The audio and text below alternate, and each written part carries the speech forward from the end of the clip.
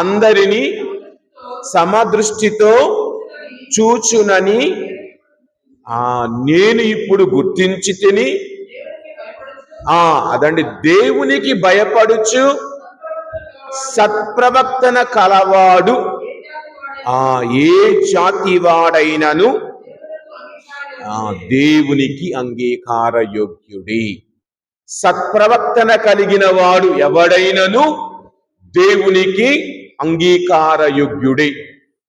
2వ పేతురు రాసిన లేఖ 3వ అధ్యాయము 9వ వచనం ఒక వాక్యాన్ని మనము చూస్తూ ఉన్నాం.